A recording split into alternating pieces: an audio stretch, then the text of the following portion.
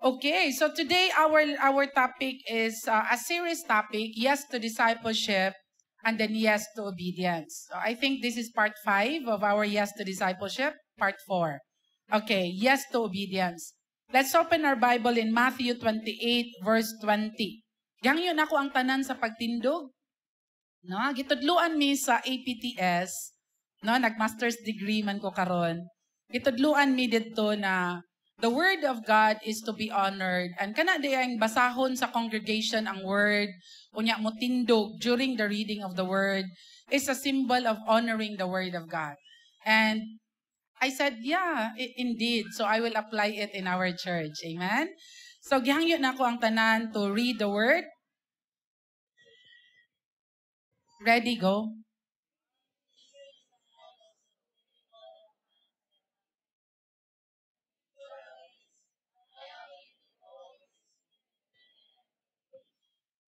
First Samuel 15:22.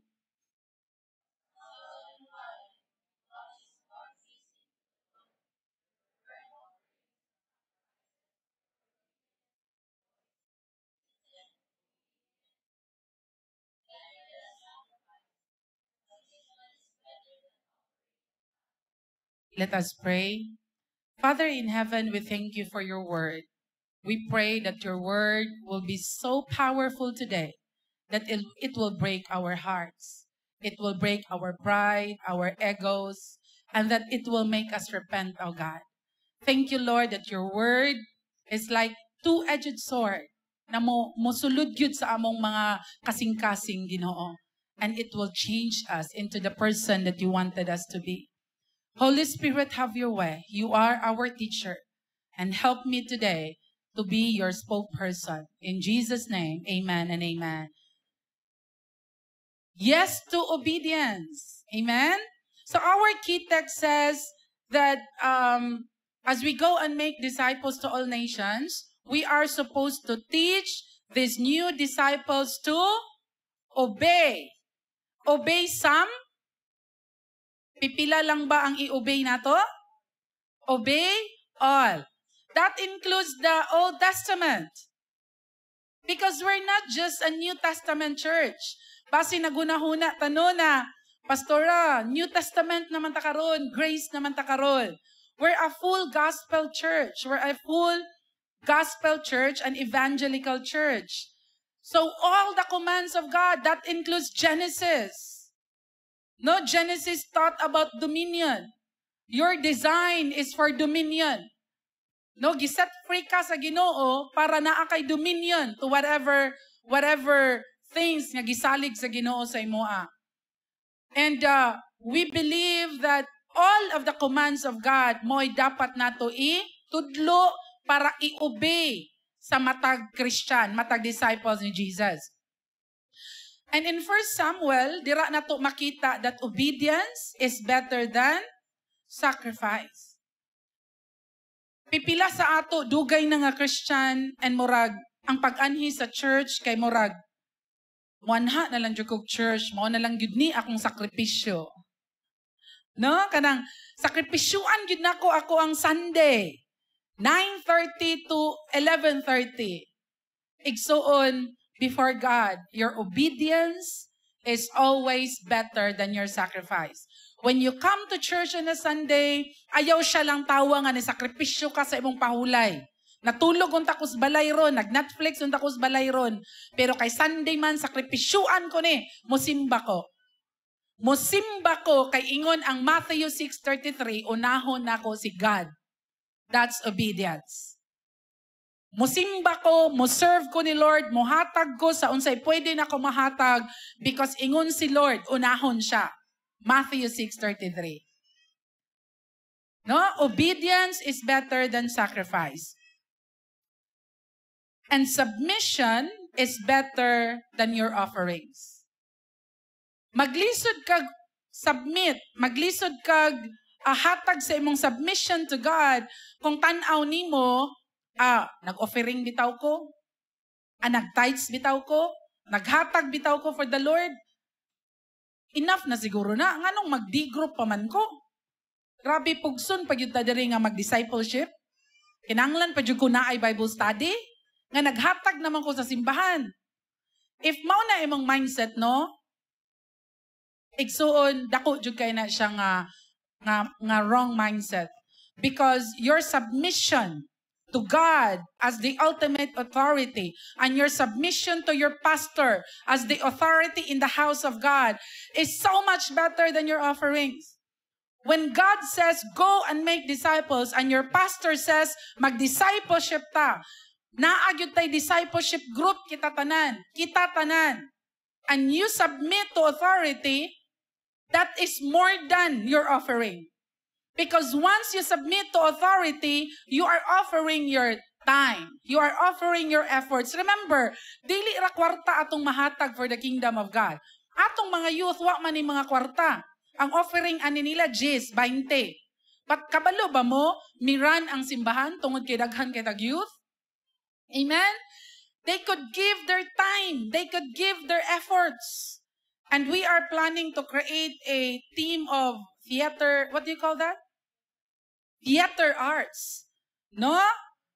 Theater arts because na-discover na mo sa camp, daghan day kay aktor diri sa simbahan. Daghan kay aktor, grabe yun. Kana yung tagaan lang ni mo, 1 hour nga mo prepare og script, nya mag-prepare og concept, nya ila dang i-act, nya ma-move ang mga nagtanaw. Grabe na nga acting, oy. 1 hour nga preparation. Kwan gyud daghan kay actor diri nya, we're missing it. No, theater arts is part of multimedia in the house of God. And I believe it's about time. So Pastor Abambi will create a theater arts team with our youth, nga mga maayo kay mo act, and alternate na sila. Because ang atong third Sunday supposedly is multimedia nga presentation every third Sunday. But as a church, wala yun nato na siya na-follow. Dapat ang third Sunday, presentation Sunday, yun na, offering yun na. So, atong dance ministry, dapat naana na sila schedule for their offering. Kay third Sunday, puli-puli sila with theater arts team. Mga aktor nato dito sa simbahan, grabe ka mga maayo. Dili memorize ng script. Kasabot lang sa concept niya, musturya na dayon sa stage, no? Grabe good, believe kay dako kayo ang believe sa mga nananaw. Wa man ko katanaw kay na ako'y klase. So, sila ra mo'y nakatanaw. And I miss a lot daw ko, no? Ingon si Pastor Abambi, you missed a lot. Kay wala ka nakatanaw sa ilang performance. No? And that's a good news, no? Kay we will be creating theater arts. And I believe it will boost their confidence, it will boost their kana bitang unsay giftings nila, no? And it is something good. So we will do that. Next month, magkuan na rin ta, Pastora, mag-present sila on the third Sunday. Tagaan lang sila peace and then sila na mag-igo. Nganong importante man kayang obedience igsoon? Because in John 3, verse 36, and anyone who believes in God's Son has eternal life. Anyone who doesn't obey. I want you to highlight it. If you have a Bible right now, highlight it, circle it, highlight it with a highlighting pen. Anyone who doesn't obey the Son will never experience eternal life, but remains under God's angry judgment. Your obedience is so vital. Nga kung muingon ka sa imong baba karon ka ila kog Dios, but ang imong kinabuhi layo ra kayo sa gisulti sa imong baba, basin inig kamatay nimo igsuon, imperno ka padulong. That's the very reason why a transformed life, the theme sa camp is transformed. Because kung walay nausab sa imong kinabuhi igsuon, dili nimo kaya mo obey sa command sa Ginoo. Basin sa sinugdanan pa lang, wala gyud ka nahimong naluwas. Dili ka tinuod anak ba? Abi nimo ang pag-anhi sa simbahan relihiyon. Religion is man's way of reaching to God. While Christianity is Jesus Christ died on the cross for you to be saved. That's Christianity. Christianity is understanding nga ang akong karaan nga kinabuhi, gitudlo sa akong brother last Sunday, ang imong old life, mao na ikaw sa una. Ang karon nga nana kay Jesus, you're a new person. Ingon ang Bible, anyone who believes in the Son of God has eternal life. But anyone who doesn't obey the Son, anyone who doesn't obey Jesus Christ, does not have eternal life. Kung dili ka mo obey sa Bible, sa pulong sa Dios, sa iyang command, igsuon, base ng imong pag-ila sa Dios, taman ra sa tumoy sa dila. Kaila ko Ginoo, gasimba man ko, o ga-Bible study ko, ang pangutana, gi-obey ba nimo ang iyang mga sugo? Kay basin, para sa imo ang relihiyon, nag-usap lang kag relihiyon ba? No, we're not changing religion. Kung Catholic ka kaniadto, and then karon naa ka diri ani nga church, wa ka gausab og religion. Because ang Catholic are Christians. And we are Christians. The same religion. Can I hear an amen? Unsa may kalainan. Atong Catholic pa ka, grabe ka mamalikas. Ang karon nga, naa na ka diri nag-fellowship, natudluan ka sa Bible, hala sala, day na. Hala, di day na maayo. So, imong giundangan. Wala ka nag-usap og relihiyon na ay kausaban sa imong kinabuhi kay natudluan ka sa Biblia. Hinay-hinay ka nag-obey. God understands our weaknesses. Dili po siya ing anak kaisog nga Ginoo nga iyang gusto mo-obey ka sa tanan overnight. No. Nasayod ang Dios that you're a work on progress. Siya'y naghimo nimo. Kabalo siya nga it would take time para kaya nimo ni obey. Pero ang gusto makita ni Lord is your heart. Imong kasing-kasing. Ginoo, nag-struggle jud ko diri nga area. Tabangi ko, Lord. Gusto gyud ko mo-obey nimo. And that's the very reason while ang gitanaw ni Lord is not the outward appearance sa tao, but it's the heart. Siguro today you're sinning. Siguro today, nagpakasala ka diri nga area. But imong heart is, Lord, gusto dyan ko mo gawas ani, tabangi ko. And that, mao na siya importante at tubangan sa Ginoo. Kay before God, you are not guilty anymore. Kanang before God, ang iyang pananaw sa imo tabangan jud kaniya para mausab imong kinabuhi. Kanay and amen.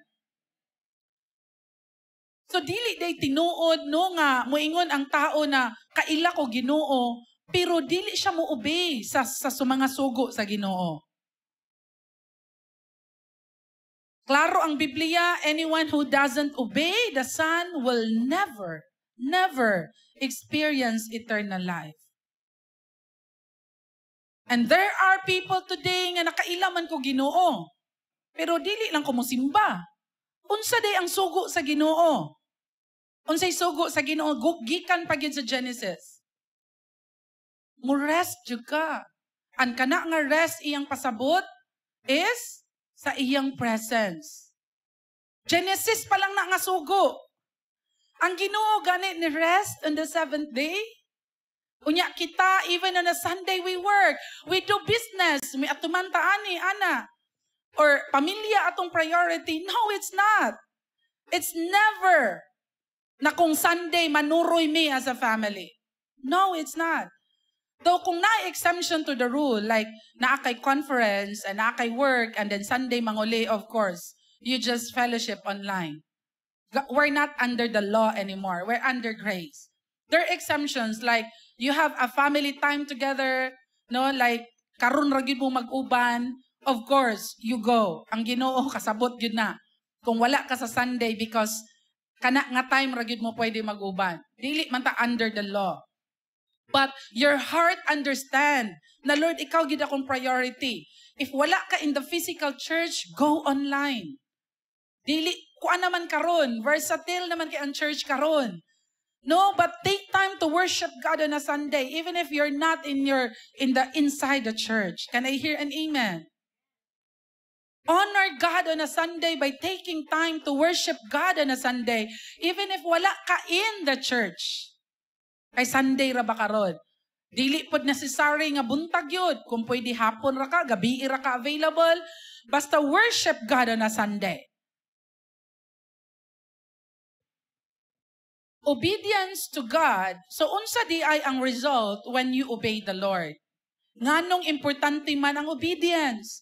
And what's the result? Di ay sa anak sa Dios when you obey. Number 1, or letter A, obedience to God leads to righteous living. Romans chapter 6, verse 16 to 18. Don't you realize that you become a slave to whatever you choose to obey? You become a slave to whatever you choose to obey. Unsa may automatic sa imong heart ug mind karon nga mo-obey kadayon? You become a slave to that. Meaning, built-in siya sa imong system. Nga, basta kani-gani mo-obey gyud ko. You become a slave to whatever you choose to obey. You can be a slave to sin, which leads to death. Or you can choose to obey God, which leads to righteous living. Thank God, once you were slaves to sin, but now you wholeheartedly obey this teaching we have given you. Now you are free from your slavery to sin, and you have become slaves to righteous living. Once you make that decision that I'm a child of God, and my priority is to know the word of my Father. Unsa di ay ang gusto sa akong papa?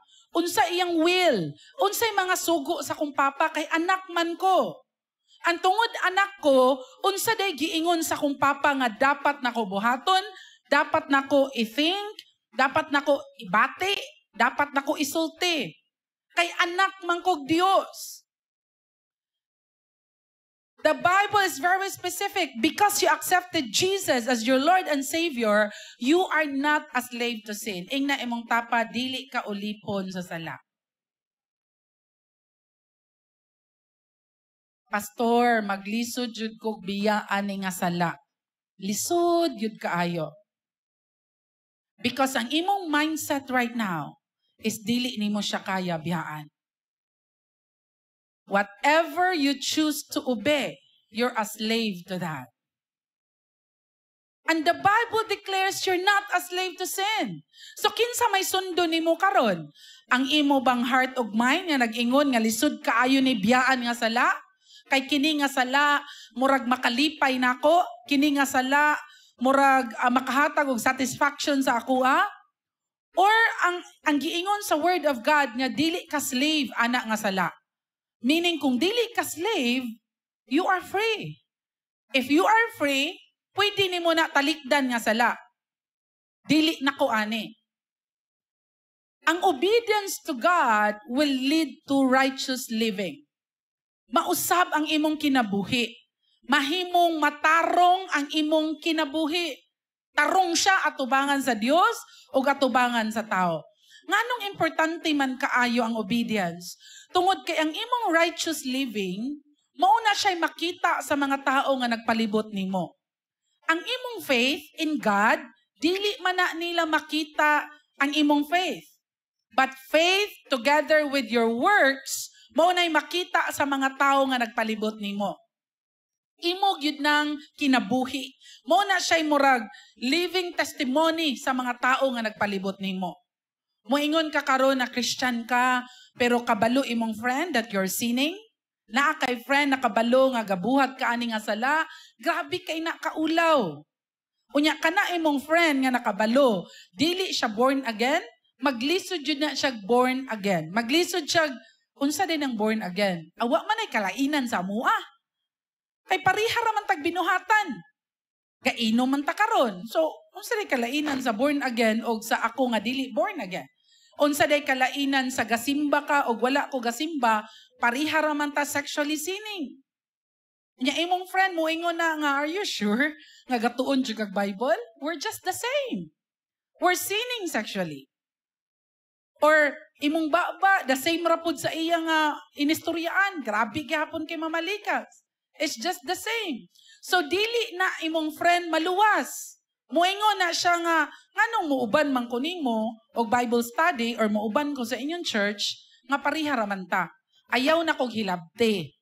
Maayo na ko diri sa among simbahan. So you cannot win them. Kay wala may kalainan. So obedience leads to a changed life. A righteous living. Tinarong. Sa una, grabe kay ka mangilad. Karon dili na ka mangilad. Sa una, sa ginagmay, mangawat ka. Dili ka honest. Moingon kag mauni. Pero kabalo ka nga, dili to honest. Tangi mo ang gisulti. Karon, ingon man ang Bible, kung nakaila kag Dios, you are supposed to be honest. Dili jud ka mangila, dili ka mangawat, and dili ka mamakak. No, that's the very reason why, ingon ang Biblia, no, nga, ang father sa mga bakakon kay ang yawa. Kung bakakon gid bitaw ka karon, kanang dili ka mahadlok mamakak ba, kanang kaya gyud nimo mamakak. Unya pag mamakak ka, murag yung tinuod. Ingnan na imong tapad, dili na ikaw. Dili na siya, no? Kay mamakak ba nga murag yung tinuod ba? Grabe ka ay ka maayo.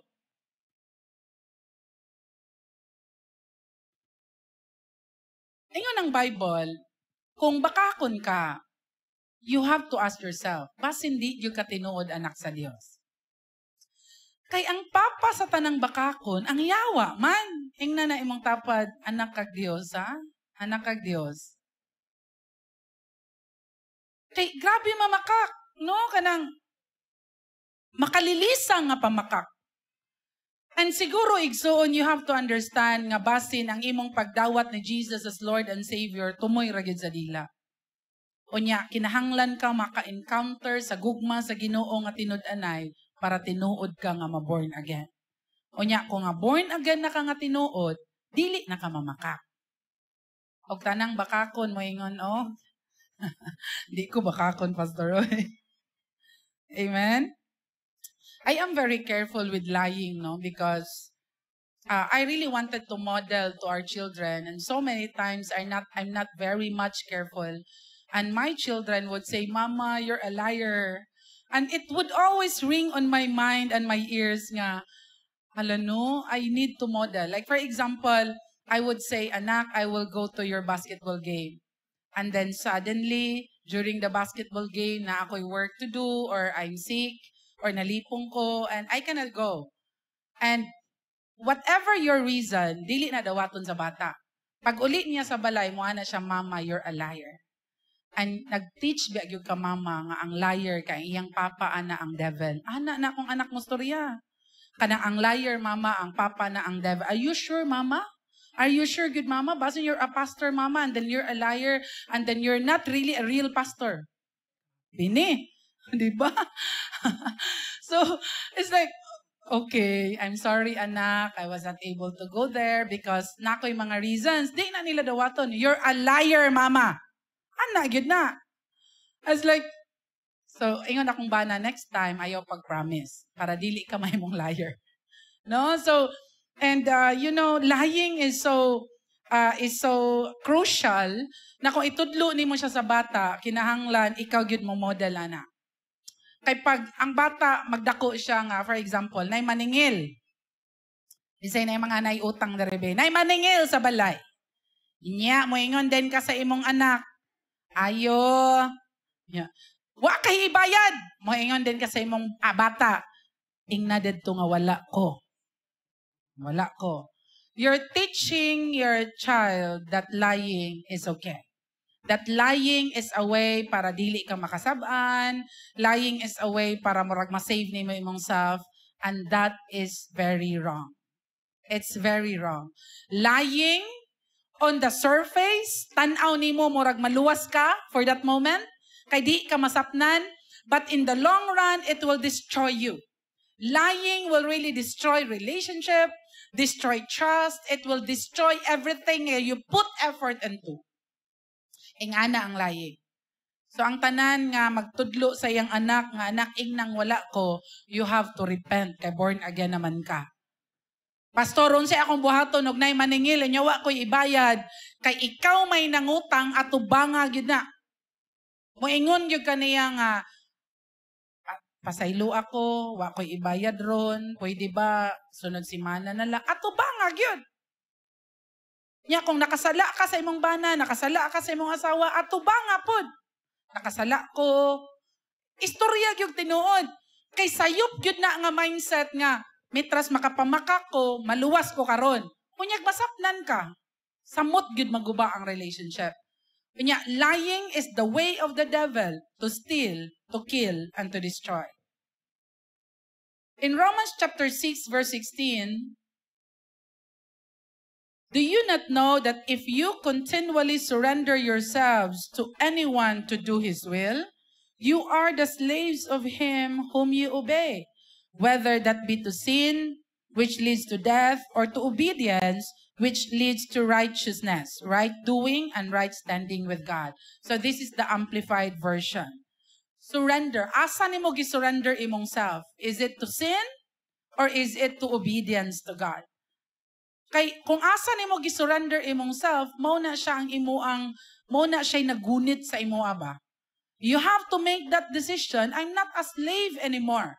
I'm free. Kung unsa may nasayop ko, nakasala ko, atubangon ko ni. Because igsuon masayop gyud ta. Makasala gyud ta. That's a given already. Kay tao man ta. And we're a work on progress. So kung masipyat ka, makasala ka, face it. Face the right people that you have to confess, nakasala ko. I need help in this area, tabangi ko.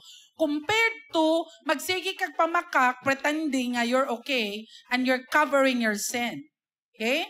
So, it's important to make that decision na mopili jud ka to obey. Second, obedience will make you prosper and successful.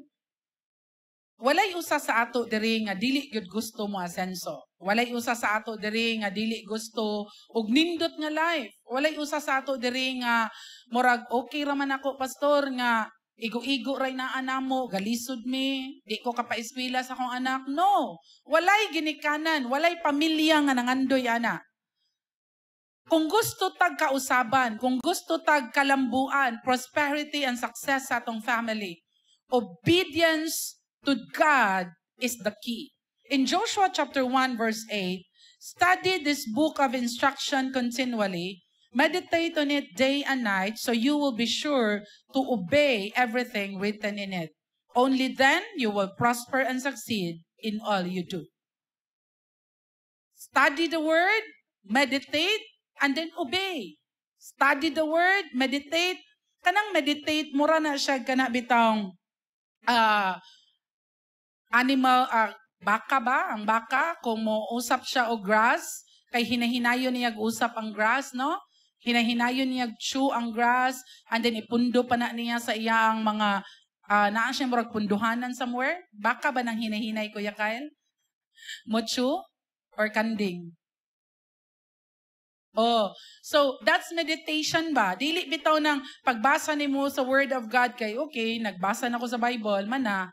Meditate is, nakay questions i-ask, Lord, unsa may undangan ako? Unsa imong word, Lord, unsay dapat nako bag-ohon? Kinsa ka? Who is God sa imong gibasa? Unya, unsay instruction sa Ginoo towards sa imong gibasa? That's meditation.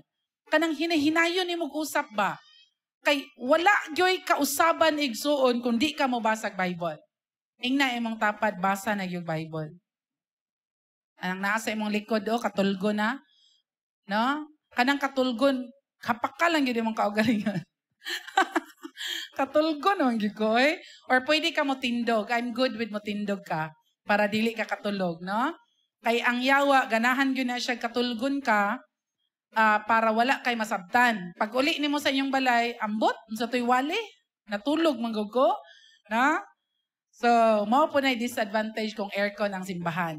Labaw nagnindot nga bangko. Kani atong bangko, dili ka katulog ani, sakit man ni sa likod nga bangko. Pangkasal man ni, pang debo, ana ba, pangkuan. Pero katog yung bangko nga murag imong likod hapsay bitaw, nya comfortable, alami kay katulog oy, nya kusog kay ang aircon, no? Ing ana ang mga dagko kay nga church. So challenging kayo kay ang mga tao, mga tulog. No? So because gusto gyud ang enemy nga katulgon ka para wa kay masabtan. No? So, mauday na siya nga intentional gyud ang pagta-study sa Bible. Planned, intentional. Like, kung Sunday ugma, matulog kog sayog Saturday. Dili gyud ka magbilar og Saturday. Kay once bilar kag Saturday, di ka kasimbag Sunday or duka kay ka sa church. Intentional man gud ang growth. Like, dili ka pwede nga gusto ko ma-promote in life niya, dili ka mo eskwela. Intentional gyud na mo eskwela gyud ka. Gusto ko ma-promote, gusto ko mo buhat ani, gusto ko mag-build ani, I need to study. Intentional gyud na. Wala gyud nay success nga mahitabo sa imong life nga nasurtihan ra ka. No. There is no such swerte. Everything in life is by principle. Nya mo follow ka na nga principle mo nay mahitabo sa imoa. Ingon ang Bible, kung mo study ka sa word, kung mo meditate ka sa word of God, unya i-obey nimo to imong natun-an, you will prosper. You will succeed. Kay ang obedience sa word of God would lead you to success. Imo bitang ma-eliminate ang mga wrong nga decision nga mopalpa ka kay ni obey man ka sa word. Once mo disobey ka sa word of God, nakaset ang rules ang Bible. Once mo disobey ka ana, you will suffer the consequences. Kay gahi mang tag-ulo, di ta mo obey, mao nang lisod kaayo. Unsa man ni oy, lisod kay ko. Walay prosperity, walay success. Kay disobedient man ta. Just recently, the other night, no, I disobeyed a certain rule kung imong sakyanan automatic. In life, there's always rules. Walay sa kinabuhi, walay rules, walay laws. We're governed by laws. And I disobeyed a certain rule kung ang imong sakyanan automatic. Kung automatic imong sakyanan, if dili nimo na ma-park, always jud ka mag-handbrake. Always jud na mag-handbrake. Always. Unya, kung automatic imong sakyanan, make sure naka-park mode jud na kanunay. Wala siya naka-neutral, wala siya naka-drive. Before ka mo naog sa imong sakyanan, naka-park mode jud na, then naka-handbrake jud na. That's a law kung imong sakyanan automatic. And what happened sa ako last Friday night, kay gigutom na kay ko, nalipong na ko, kay nag-anti-vertigo ko, kanang nag-inom kog medicine nga anti-vertigo. And ang effect niya is, dili kaayo mo tuyok ang imo ang pamati, pero murag hang imong brains. Mo na siya effect sa anti-vertigo, murag Bonamine. Kanang nakamata ka, pero murag hang ka ba? Dili ka ing ana ka active, di ka ing ana ka smart. No? So ing ana ang effect sa anti-vertigo. And because nag-anti-vertigo ko for a week na during the camp, dili ko okay, lipong ko, and naka-anti-vertigo ko. So, tungod kay gigutom na kay ko, and alas 9:30 na sa gabi, nagdali-dali kog naog sa car. Wala na ko na-park ang car, naka-drive mode siya, wala ko nag-handbrake. Maskin man lang untag nag-handbrake ko. But I disobeyed certain rules sa automatic nga cars. Wala ko nag-handbrake, wala ko nag-park mode. What happened was, paggawas na ako sa car, nisulod ko sa mong balay, boom! Ngano man, kay ang among car, niatras siya kalit. Kay ang among parking area, kay slant among parking area. Kay ang among balay, located in a hill. So hill ang among balay, plus ang iyang parking slanting. Niatras og kalit, naabri ang amo ang gate, og naguba ang kural sa among neighbor. And because I disobeyed a certain law, pag automatic imong car, we are facing consequences. Ako ra ba ang na-face sa consequences? No, my husband and my whole family. So see, isa sa pamilya ang nag-disobey sa law sa Ginoo, your whole household will suffer. We paid for the repair sa kural sa among neighbor, but praise the Lord, ang iyang kural sin. Praise God. And Kuya Benben, pagtawag na ko, niadto siya, an efficient, paspas, maayo kayo ang pagkatrabaho, lipay ang tag-iya. And I just praise God for that. Kaya ang tag-iya was very angry. No, permiro suko kay siya sa ako, ma'am, grabe ga. Tangaa po kay ni mo, ma'am. Uy, grabe ganyan kasaba na ako ba kay driver man sa siya. Babaye siya, pero ga-drive sa siya. Di ba, ma'am, pag mag-drive gani, grabe yun yung lecture na ko ba? As if di yun ko kabalutanan atong nga rules. So, di ba? Ano good nga, daghan siya yaw-yaw. Nya ako, nagpakasaba lang yun ko. Kay ako mang sala. Akong bana, daghan kay yaw-yaw. Grabe po ka, uy, mo na. Nagpakasaba lang yun ko. Kay ako mang sala. No, di yun ka pwede magpagarbo-garbo. Pwede day kumuingon sa kong silingan nga, ayaw ko kasabi kay nag-drive ako, sukad pa 18 na akong edad. Pwede ba kumuana niya? Dili, oy. Kay nasayop man yun ka. Ni-disobey man yun kag law in automatic cars. Right? The same with life. Kita, wag yun tayo kahadlok mo, disobeys Ginoo. Okay raning sexually active ko eh. Okay raning live-in. Ay, kasabot ranang Ginoo. Igsoon, pira yun na nimo. Nalimot yun nga holy ang Ginoo. And we will face consequences. Generational pag yun na. Kanang gibuhat na to karon, tama na sa 4th generation ang muani ana. And we're not mindful gid ba? Okay ra ni okay ra ning kuan kining mamaka ko. Kay may na lang makalusot ko. Pira gid na nimo okay na. No? Okay ra ning mangilad ko kay diri man ko makakwarta. Mukita man ko dako diri. Karon nikita ka. Pero pobre ra gyud ka kanunay. Mo man ingon sa Bible. Kanang dili balancing nga weight, kanang mangilad, pobre ra gyud na kanunay. And a lot of times ang atong mindset ba kay kasabot ra ng Ginoo. Gracious ang Ginoo, makasabot ang Ginoo. Pero remember, holy siya nga Ginoo. And naa siya'y set of laws. Naa siya'y set of rules. Once you disobey that, you will suffer the consequences. You and to the 4th generation. That's the very reason that we have to make that decision to obey today. Kay dili lang ikaw ang mo enjoy sa reward sa obedience. Imagine, among sakyanan naguba. Buak ang iyang windshield sa likod. Guba ang iyang mga suga. And because among sakyanan is a luxury car, but gipalit na mo na at a low price because Bishop Noel sold it to us at a low price. No? Grasya ra gyud to nga iyan ang gibaligya sa mua. Tungod luxury car siya, pagtan-aw na ko sa price, sa windshield pa lang, perting mahala. Iya pa lang light, kanang light sa kilid, nga nangabuak, perting mahala. Nakaana gyud ko, this money, nga pwede na mo, unta ma-enjoy as a family, muadto siya sa car. Tungod ba to kay wala ko nag-tithes? No. We're tithers. We're faithful tithers. It's not about tithing. It's because nagdanghag ko. It's because I disobeyed a certain rule sa automatic nga car. It's not the blood of Jesus is there. The protection of Jesus is there. But because nagdanghag ko, dili ko sharp, akong may naglutaw, I'm very tired. Gipugos gihapon ako akong lawas maskin tired na kay ko. I supposed to rest because gikan ko camp, gikan ko klase, and I have to read certain books. Kay ana hindi nang magmasteral no. Tugat-tugag yun ko. No, ingon akong bana, ambot na lang yun nimo. No, plus international school akong gi-enroll, humanda ko. No, so it's like Lord, tabangi lang yun ko. I have to make that decision not to disobey rules. Like example, loss sa atong body. One of the things akong disobey is gipugos na ko akong lawas maskin kapoy na kay ko.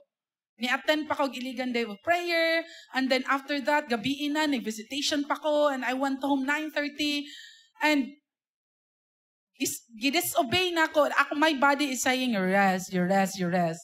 But it's like I have to, I need to.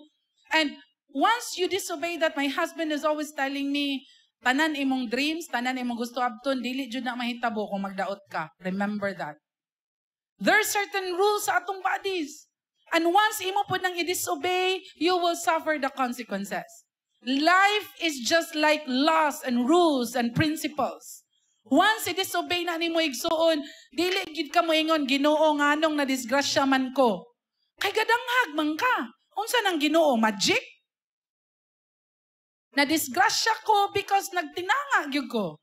And naghanga akong brains. Kapoy na kaya akong lawas. But praise be to God because naa gyud gihapon si Lord in the midst sa akong weakness. Naagyod gihapon si Lord in the midst nga nasayop ko, nakasala ko, na ako'y gidisobey nga rules. Why? Because Shane could have been na disgrasya. Siya ang nag-close sa among gate. So kung niatras sa among sakyanan nga akong anak naa pa sa likod, naa siya sa hospital karon. Because our car is very huge and very heavy. Kana ko, Lord, in spite of my weakness, in spite nag-disobey ko, Lord, og mga certain rules for automatic car, naagyod gihapon imong grasya. And I praise you, God. Yeah, what if na ay motorcycle nga, agianan biya na among road og mga motorcycle? What if na ay motorcycle nga timing ni agi? Unya among car ni atras? It could have been a big damage. And what if ang koral sa among silingan is mahalon nga koral? It could have been a big damage. May gani, baratuhon ra yung koral. Dili ra dako ako nagasto. Nya si Kuya Benben na maayo kaya. Murag na bago yung tibo koral. Lipay kay siya. Ayon siya, Pastor, akong koral 9 years na biya ni. No? Kanang sin lang god, pero unsay ngalan ko ya sa itong ipalit? Si Forlins? Oh. 9 years na biya ni. Gitaya na gyud ang iyang mga structure ba? Kay imo mang nabanggaan, mabag-o gid ni tanan. Di ba? Na amigo migsamot sa among silingan kay nabago yang koral. But you know, I just thank God. Lord, thank you. Thank you nga dili pa mahalon among gate. Kay kung mahalon among gate, unya nabanggaan, it could have been a big damage. And praise God, dili brand new among car. Second hand among car. So kung maguba siya, thank you Lord. Butang nako sa akong heart o sa akong mind nga mag-handbrake yun kanunay. Lesson learned. Sometimes dili ta maka-learn in life hangtod dili ka modugo sa kasakit, sa gasto, sa consequences sa imong actions. Kinahanglan pa ta masakitan igsoon para mo learn. Ingna imong tapad ni learn na unta ka. Kay nasakitan na raba ka. No? Ay ha pa man ta mo learn gyud kung kanang sakit na bitaw kayo. Ginoo pa sa ilua ko. Ano no? Obedience really will make us successful and prosperous. Once you disobey, you will suffer the consequences. Pait kayo. Kanya kay gahi kitag ulo ba? Ang atong mga actions today kay kasabot ra ng Ginoo igsuon. Tangtanga gyud na. Ang imong Ginoo nga giserve is a holy God. And once you disobey certain laws, certain rules nga iyang gi-set up, you will suffer the consequences. Kanya, generation gid ang mo-suffer ana igsoon. So, sa ato tanan nga nasayop, nakasala, o nag-disobey sa Ginoo, be prepared for the consequences. Wala gyud libre. Remember this, pinasaylo ka sa Dios, pasayloon ka sa Dios, pero you will face consequences. Your children will suffer the consequences. No, so we did marriage counseling sa duha ka kaslunon, July 1 o July 4, Pupoy and Sonia and Keith and Kitin, Pastor Keith and Kitin, we did marriage counseling with them. And I told them, you're very blessed because before mo kaslon, you did series of marriage counseling. Kami sa una, nagminyo mi, yun, i-counsel na mo. Aw, ing anion, dining kaminyoon. Di pagsulod na mo sa kaminyoon, sir ko, balintong. Kay wa may ni-counsel ninyo, na may parents, pero dili jud thorough nga counseling ba? Budgeting, thorough nga counseling. Sa gara sa ato, musulod og minyo, bahala na ni. Ana, no? But we are very blessed for that because of that. Lastly, obedience is a manifestation of your love for God. Obedience is what? A manifestation of your love for God. John 14:15, kung nahigugma ka nako, mo-obey ka sa akong mga commands. Ingon si Jesus. Kung nahigugma ka nako, mo-obey ka sa akong mga commands. And in John 14:21, those who accept my commands and obey them are the ones who love me. Are the ones who love me. Igsuon, ang imong gugma sa Dios, mapakita na nimo kung mo-obey ka sa iya. A lot of times maingon ta na higugma man ko Ginoo. Pero grabe ta kagahig ulo. Even ang atong parents dili gani nato kaya i-obey. Ginoo pa kaha nga wala nato nakita. Even gani imong pastor nga nakita nimo, di nimo kaya i-obey. Ginoo pa kaha nga wala nimo nakita. Your obedience, magsugod yun na siya sa imong parents. Ephesians 6:1, mga anak, i-obey inyong parents. Your parents could be your physical parents or your spiritual parents, inyong pastors, in the Lord, for this is right.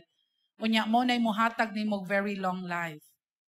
So kung mag-disobey day ka sa imong parents, you're like disobeying God. Ang imong kinabuhi, mamubo sad. Kanang mga anak nga di gyud patuo ginikanan, ayaw uli og kadlawon anak, nya mo uli gyud kadlawon, madunggaban man na. Or mamatay na, or maapil na grumble, or mapriso na, maapil sa grupo. Anak, ayag uban anang mga grupo nga ga-drugs. Nya uban gyud ka. So madamay gyud ka. No, so sometimes ang atong parents na sila imaymay sa tuwa, anak pag eskwela og tarong kay pobre ra bata. Ang among mahatag nimo pag eskwela ra gyud. Unya mamayabas gyud ka. Sige kag atong internetan, sige kag uban sa uyab. Wa jud ka gatarog eskwela. Karon, pobre na imong ginikanan kay wa ka nagtarog eskwela, pobre sad ka kaayo. Unya sa imong kapobrehon moingon din ka Ginoo nganong pobre man kay mi. Mangutana pa ka nganong pobre kaayo? Kay wala man ka nag-obey. Number 1 sa imong ginikanan. Wa ka nag-obey sa imong pastor. Maglisod jud kag obey sa Ginoo kay di man nimo makita ang Ginoo. Ang representation sa Ginoo is your parents, your pastors. Mo na representation with regards to kinsay i-obey nimo. Your love for God is a way. Mo na ingon ng Bible, kung nahigugma ka nako, mo-obey gyud ka sa kuha. Because ang commandment sa Ginoo is for your own good. Ang commandment sa Ginoo, ayang mga sugo, is for your advantage. Para gyud na nimo. Ing na imong tapad, para na nimo. Grabe ka, Lord. Oy, wadyo ka kasabot. Daghan kay kag rules, Lord. No? Kapoy kay na mga sundon. Igsuon, if ing ana imong heart, ma-harm gyud ka. Ma-harm gyud ka. Because ang commandment sa Ginoo, iyan ang gi-create for your own good. Are we learning today?